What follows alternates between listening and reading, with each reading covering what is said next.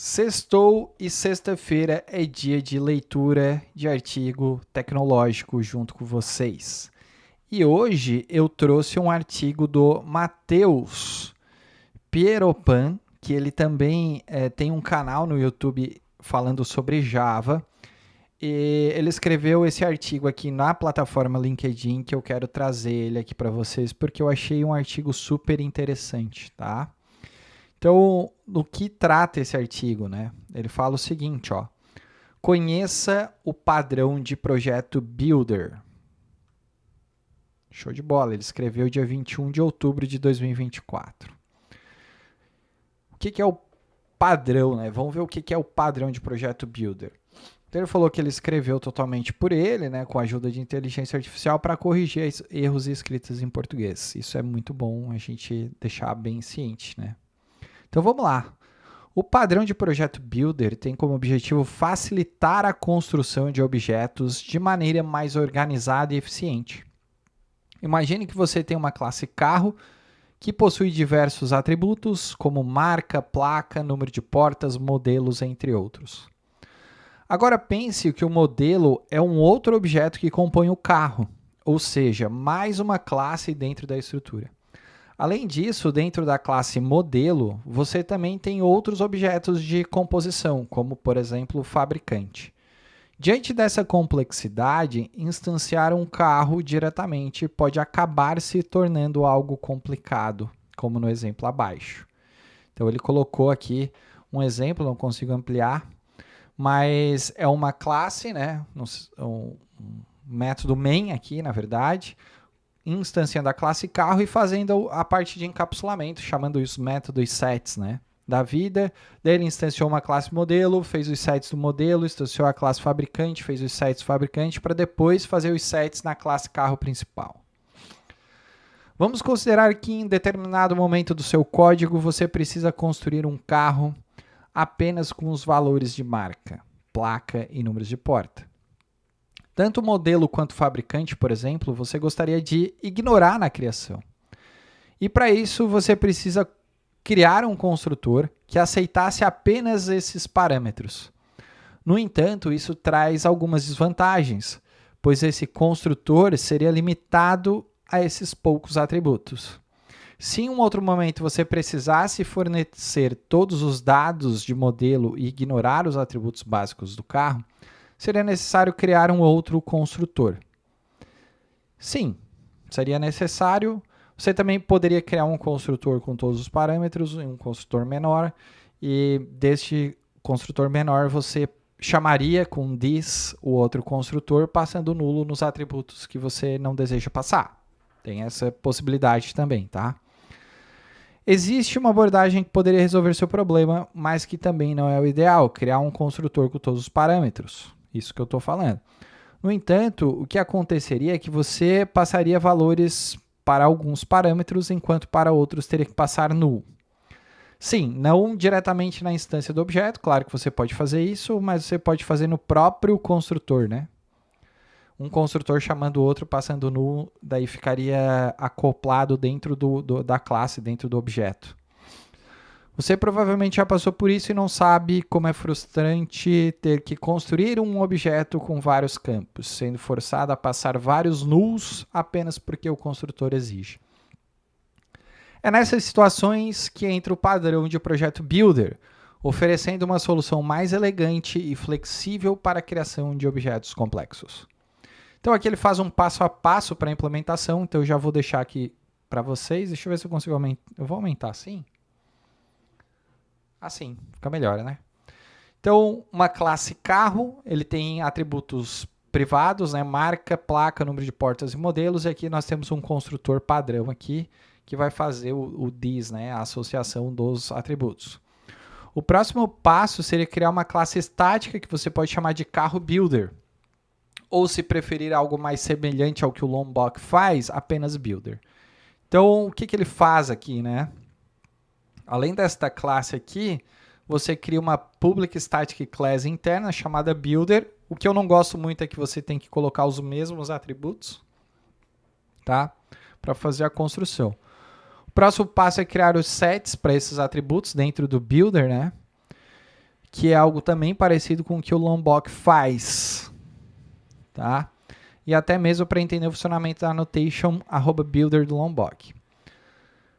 Show de bola. Então, ficaria assim a sua classe builder, ó, porque eu tenho que criar aqui os atributos, criar os métodos, sets ou sem sets, né? Pode ser marca e placa, só que um grande detalhe aqui, né?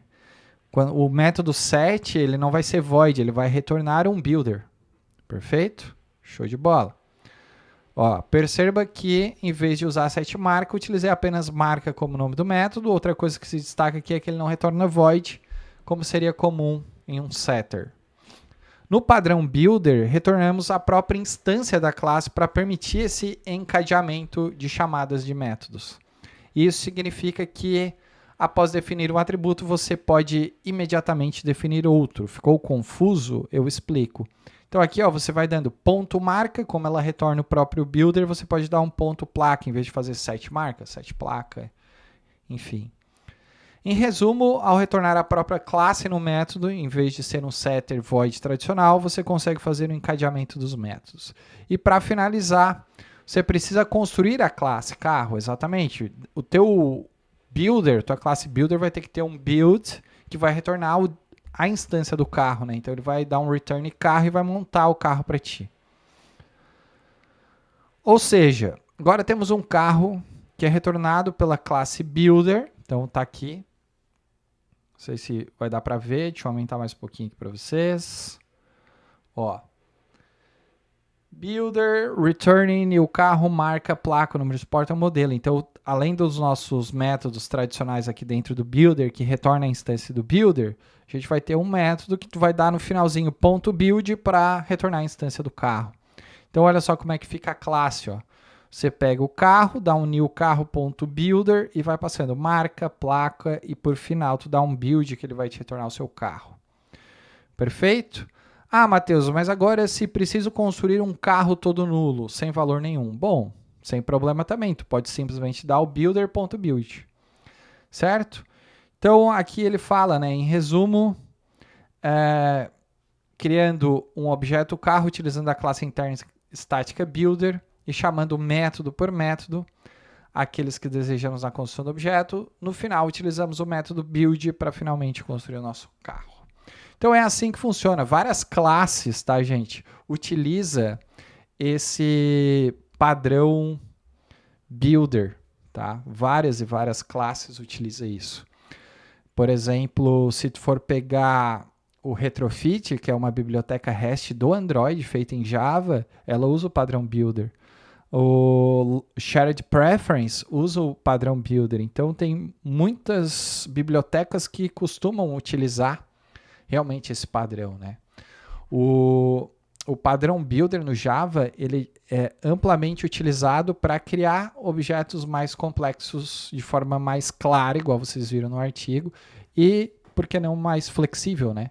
Mas o que eu gostaria também de deixar claro aqui, o artigo foi muito bem escrito, tá? Parabéns, Matheus, show de bola.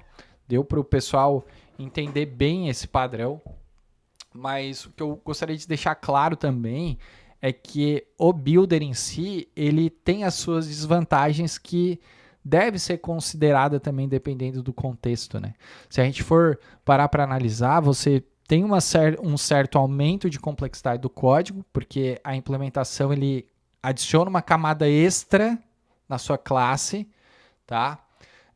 E se for algo muito simples, como por exemplo a construção de um carro, acho que não existiria a necessidade, porque isso pode ser considerado o que a gente chama de overkill, né? Para objetos com poucos atributos que podem ser construídos de forma direta.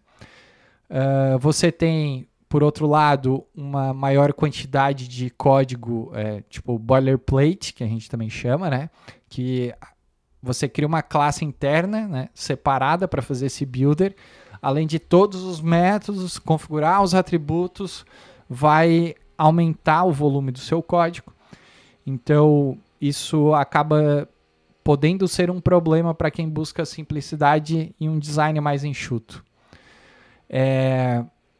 Querendo ou não também o builder, você pode ter uma imutabilidade comprometida, porque embora, né, o builder em si ele é usado para criar objetos imutáveis, ele pode ser mal implementado, né?